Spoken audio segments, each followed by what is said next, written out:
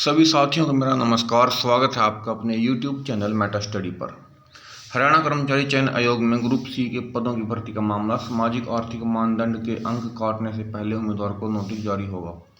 ये न्यूज जो है कल के न्यूज़पेपर में भी आई थी और आज भी आ रही है कि जो 2,11,000 स्टूडेंट्स हैं, HSSC ने फैसला किया है कि हम जो फैमिली आईडी बनाने वाली अथॉरिटी है उसी से ही PPP के थ्रू सरकारी नौकरी के अंक होने का जो दावा करने वाले स्टूडेंट्स हैं उनकी जांच करवाएंगे और उन्हें ये नोटिस भेजा जाएगा जो भी गलत पाया जाएगा। लेकिन अब सबसे मुख्य जो समस्या आई है वो HSSC के सामने सबसे बड़ी प्रॉब्लम बन के जो खड़ी है वो ये है कि जो ये ग्रुप 56 और 57 का एग्ज़ाम इन्होंने लिया है उसकी वैलिडिटी रहेगी भी या नहीं।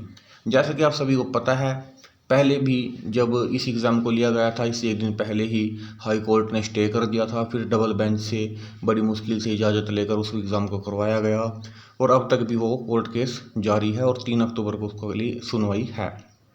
लेकिन अब सबसे बड़ी समस्या जो आ चुकी है इसके बारे में पहले भी आपको बता चुका हूँ कई बार वीडियो बनाकर कि किस प्रकार से ग्रुप 56 और 57 का एग्ज़ाम जो है 100% कैंसिल होने के चांसेस बने हुए हैं।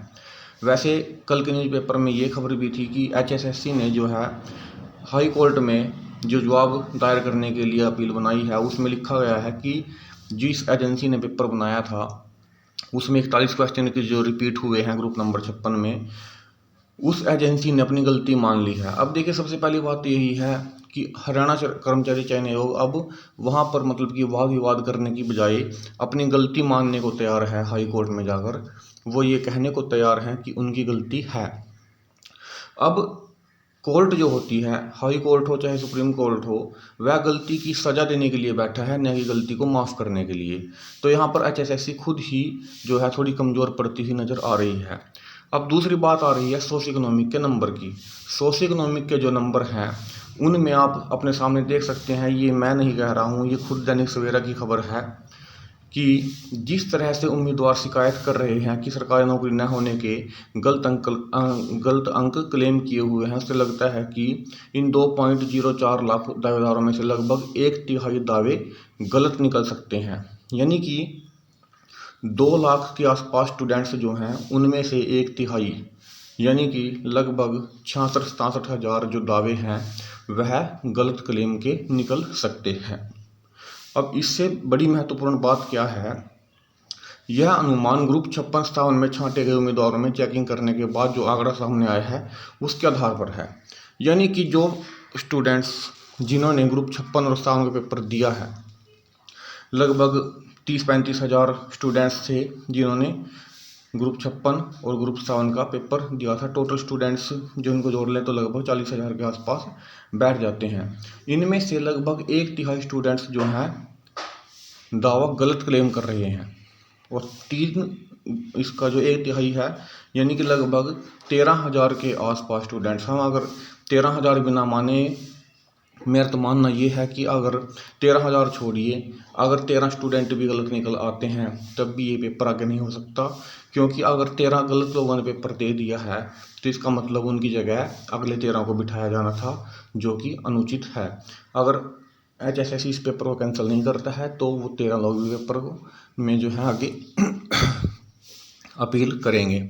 और यहाँ पर तो 1/3 की बात हो रही है, यानी कि अगर 40,000 स्टूडेंट्स हैं तो लगभग 13,000 के स्टूडेंट्स के क्लेम जो हैं गलत पाए गए हैं। और ये जो है चेकिंग करने के बाद की बात लिखी गई है यहाँ पर कि ग्रुप 56 और 57 में छांटे गए उम्मीदवारों में चेकिंग करने के बाद ये आंकड़ा सामने आया है। तो दोस्तों, अब देखते हैं कि HSSC इस केस में हार मानता है, पेपर को दोबारा लेने की बात करता है, या हाई कोर्ट खुद ही इस पेपर को कैंसिल करने की बात करता है। और एक यहाँ पर दूसरी बात है कि अगर ज़्यादा संख्या वाले पदों पर अलग अलग परीक्षा ली जाए तो ज़्यादा CET पास उम्मीदवारों को मौका मिल सकता है। ये खबर जो है उससे रिलेटेड है कि कितने स्टूडेंट्स जो हैं CET के लिए बुलाए जाएँ अगले पेपर के लिए।